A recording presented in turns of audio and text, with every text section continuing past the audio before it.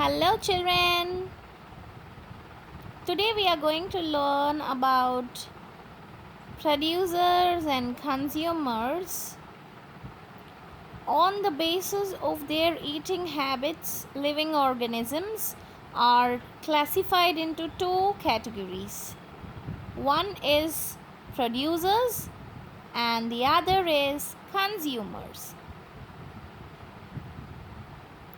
Now, producers are everything which are related to plants. Producers can produce their own food. Only green plants come under this category. Everything related to plants like trees, plants, herbs, shrubs, everything come under this category.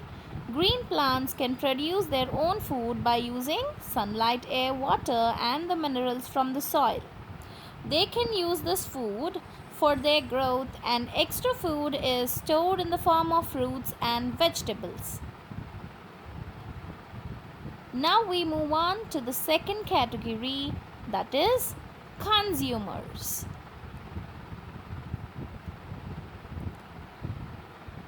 Consumers cannot produce their own food and they depend on other sources of food. There are various other sources of food like plant or depending on other animals for food. This category includes all the animals and human beings, all the other living things which can move apart from plants can be called as consumers. On the basis of the source of food, consumers are grouped into three major types: herbivorous, carnivorous and omnivorous. Herbivorous animals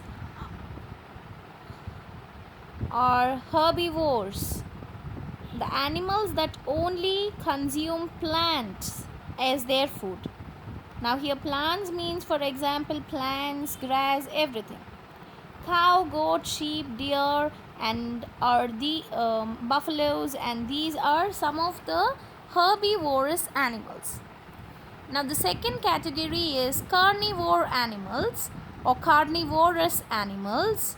They depend on other animals' flesh and meat for food.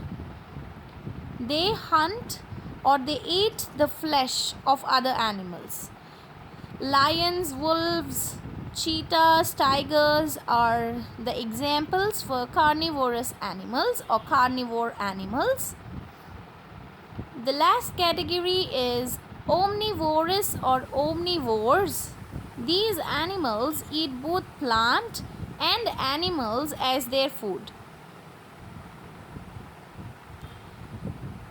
Looking at the examples for omnivore animals, pigs, bears, rats, squirrels, dogs come under omnivorous animal category.